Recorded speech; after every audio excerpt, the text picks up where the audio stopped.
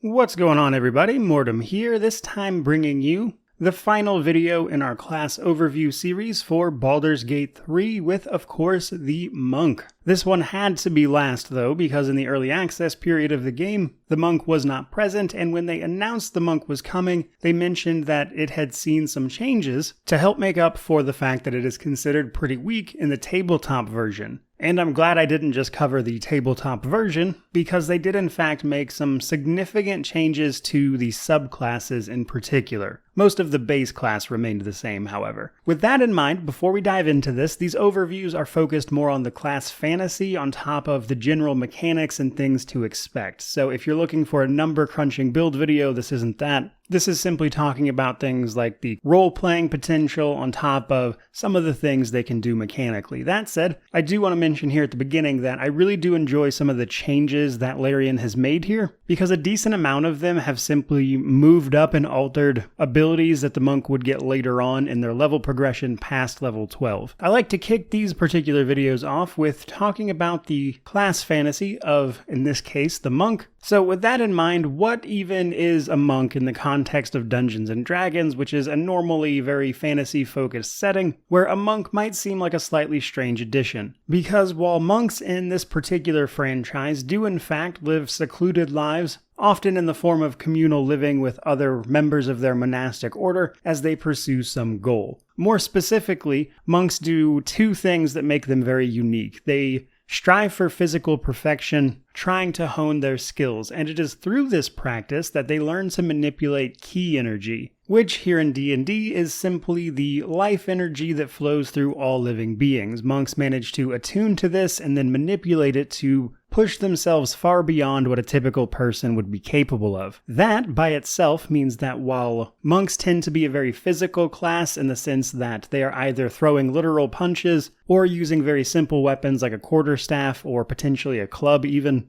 they also have some almost magical ability that runs off their class resource of ki. This takes the form of points that we'll get as we level up, and we can spend that on our more supernatural abilities, which are typically just slightly reskinned versions of other types of spells. And I do want to emphasize that I just said spell, because what ki energy is in the context of this universe is one of the fundamental forms of magic that flow through the fantasy world here. It is very difficult for most people to tap into, which is what makes monks unique, their ability to tap into a magic source that most people simply can't. And this is why much of what they can do with their abilities replicates what other magic does, because essentially that's just what it is. They've simply learned to harness it in a different way than others have, which I personally find a very interesting prospect. Though when it comes to the roleplay side of things, more particularly when it comes to playing as a monk, these are generally people that in fact grew up in a cloister of other monks, an order or a sect dedicated to a particular philosophy, so to speak. And because of this, monks as a result of that background have in previous editions of D&D been required to be of a lawful alignment, and while we can still see some of that reflected in 5th edition today, most of the alignment system stuff has largely been done away with, so you don't have to play it that way by any means. However, while a monk has almost certainly grown up in one of these cloisters, what that entailed can vary wildly, because what monks get up to in D&D varies quite wildly. Some of them are simply protectors of the surrounding landscape, with them actually regularly interacting with towns and villages nearby in order to both protect them as well as to facilitate trade to support their own living, while still other cloisters of monks have a more sinister tone to them. Some of them can in fact work for, say, a local wealthy baron or some other wealthy patron as paid assassins even. And because of this, for a monk to be seen as an adventurer, they typically are on some sort of personal quest. Are they looking for some amount of personal or spiritual growth that the cloister simply can't provide and they must go elsewhere for it? And combined with what I've said previously, this means that when it comes to creating a monk from a roleplay perspective, some things to keep in mind are what that monk's early life looked like. They almost certainly joined a cloister of other monks as a child, though maybe you'd like to spin a different tale and say maybe they apprenticed to some other already wandering monk, which is where they picked up their trade, but what that life looked like and then what led them to seek a life of adventuring, or at least a temporary stint in doing so are questions you would want to think about. Though in a much more direct manner, monks are simply highly trained martial artists that can use their fists to destroy enemies as well as any other weapon. And that finally brings us to our general information section before we start talking about class mechanics. Starting with ability scores, monks typically want to focus on dexterity and wisdom. This is primarily because they are going to be unarmored, and through dexterity and a class feature, wisdom, they will stack AC despite not wearing armor otherwise, which means they still become quite tanky and difficult to hit in many situations, despite not actually wearing armor. And while it's possible to build a monk with strength, the only real time you would do that is more than likely if you were multi-classing something, because a monk by themselves is going to want dexterity for their fist attacks, which for a monk can use dexterity, but also because it gives them that extra AC and extra initiative to move faster in combat. And the reason we want wisdom is because our modifier for that ability score gets added onto our AC as well. Now, in terms of weapons and armor, monks keep it very simple. They do not wear any armor typically, which means they don't have proficiency for any of it. And when it comes to weapons, they get simple weapons on top of short swords. Though do keep in mind, unarmed is very much so a possible build here and can be very strong as well, but you do have the option of a quarterstaff or something if you would prefer. In the context of Baldur's Gate 3, this is a good time to mention that it's important to understand that armor is a type of item, which includes things like helmets,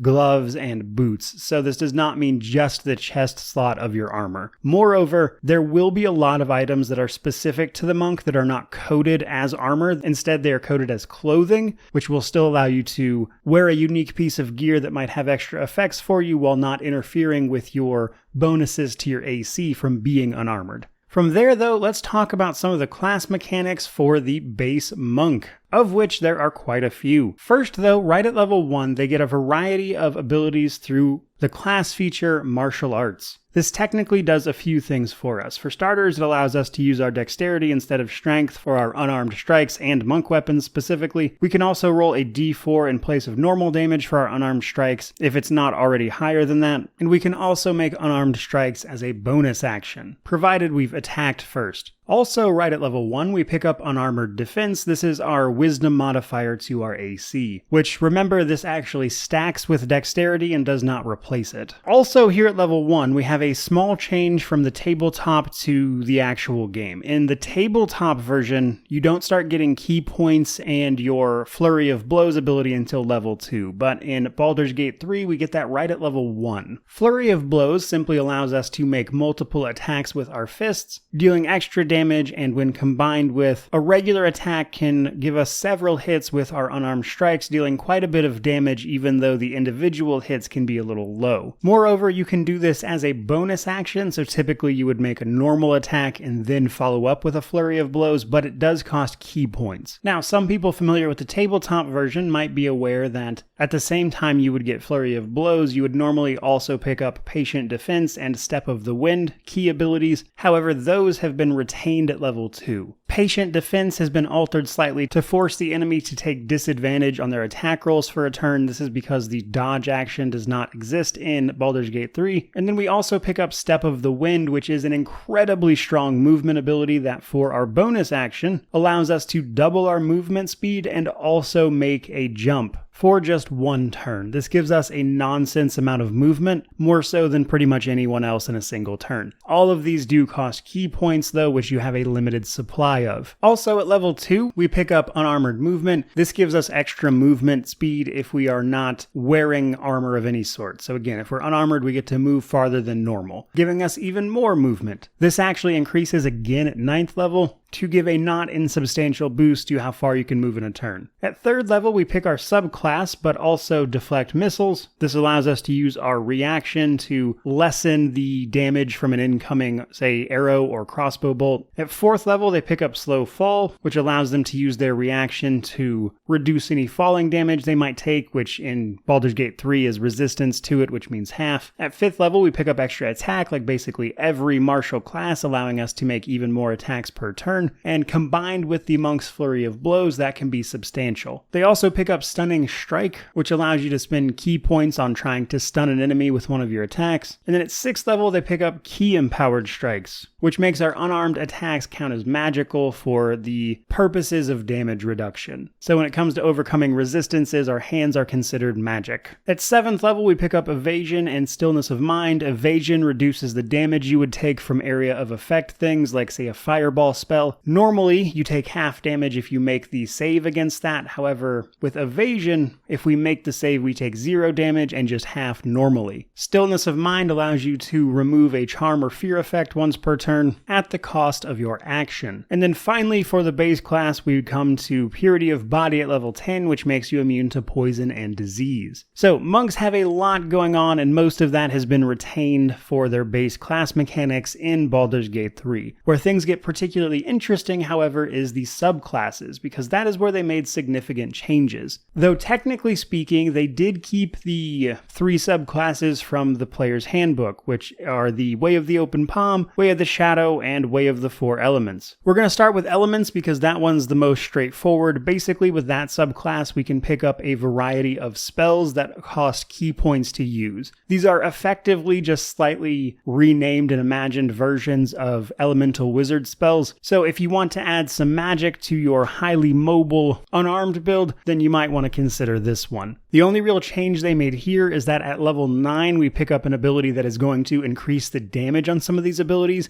to keep them relevant once the damage starts to fall off. The other 2, Shadow and Open Palm, have seen more substantial changes. Way of the Open Hand, of course, goes all in on your unarmed strikes, right at level 3, allowing us to use our flurry of blows to also do things like push enemies away, stagger them, or potentially even knock them over. Then at level 6, they pick up Manifestations. This is not a thing in the tabletop, but Manifestations are passive toggles that you can change out to add either necrotic, psychic, or radiant damage to your unarmed strikes, making them deal a bit more damage with each hit. And then lastly, we have another addition, though technically this is a rework of an ability that comes later in their level ups, with Key Resonation. Key Resonation allows them to hit an enemy and then activate an ability that deals a big AoE explosion to everyone around, giving them some AoE damage that can be quite strong against groups of enemies. Again, this is normally something you would get later as a monk at I think it's level 17 off the top of my head, or at least a similar concept. And it looks like they added this reworked version because without it, the rest of the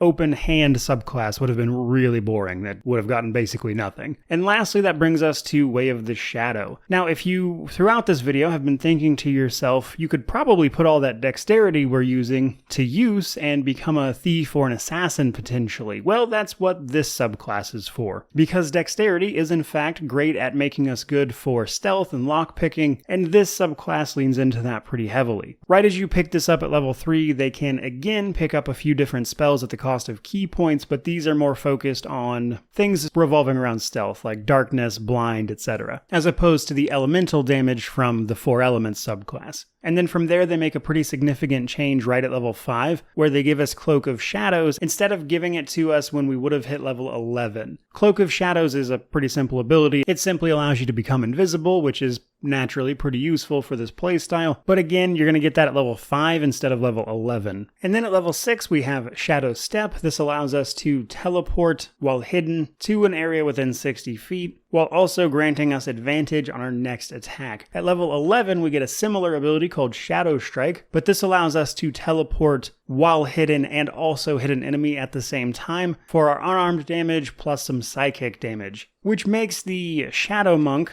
a pretty solid choice for a thief or assassin style of character. Now that's pretty much everything to know about the monk from a class mechanic standpoint, and with all that covered, now's a good time to start talking about playing a monk, which, as you might have gathered over the course of this video, is somewhat straightforward, given all of their classes' focus on making unarmed strikes or attacking multiple times in melee, with only a couple of their subclasses giving us access to more ranged-oriented options. A monk will typically be up close and personal with enemies, making a variety of attacks, making them a pretty quick and agile fighter. And while you can build them to be relatively survivable, they tend to have less health than, say, a fighter or a paladin or something, which means while they can avoid getting hit pretty well, when they do get hit, they are a bit squishier than other more tankier classes. However, with their key powers giving them access to a variety of helpful spells potentially, or just other class abilities, they can mix up combat, especially melee-oriented combat, in fun ways that require you to think about how best to apply those to each individual situation. And that, combined with their extensive movement, can make them incredibly deadly when they start hitting you first. So when it comes to playing that sort of light and quick on their feet role, that's where monks really excel. So when it comes to multi-classing one, the no-brainer option there is monk and rogue. Monk has a lot of the same abilities that a rogue does, thanks to their shared reliance on dexterity, and rogue's sneak attack option goes especially well with the shadow monk, provided, of course, you're actually using a weapon there. It's important to note that won't work with unarmed strikes, as sneak attack requires a weapon. But there's a lot of overlap between monk and rogue that can make playing a stealthy character a lot of fun. Another similar option here is ranger. Ranger also uses dexterity and wisdom, and will give the monk access to things like a fighting style, and depending on how far in you go, potentially an animal companion to boot. Though other fun options are a monk and a cleric, as clerics also make use of a high wisdom score, and many of the spells that a cleric would get access to make a good amount of sense for a monk to have, especially combined with some of the cleric domains that we have access to, such as Tempest, which is a somewhat similar situation to monk and druid. All in all, though, monks are a really interesting class with a pretty unique class fantasy that can make role-playing one pretty unique in and of itself, while at the same time, thanks to some of the very, I would say, prudent changes that Larian has made to the monk to make them more interesting in this game, provides them with an opportunity to shine that can make them an interesting choice for people who might not have considered playing them otherwise, because the time I spent with it was pretty enjoyable, and I'm, truth be told here at the end of this video, not a huge fan of the class. But even I have to admit they did some really cool things in tweaking this to make it viable. With that in mind, though, that's pretty much everything I've got for this overview video. I hope you enjoyed it. I hope you found it informative. If you did, like, comment, subscribe, all that YouTube jazz. But regardless of any of that, truly, just thank you so much for watching. I really do appreciate it. May you wander in wisdom and have an amazing day.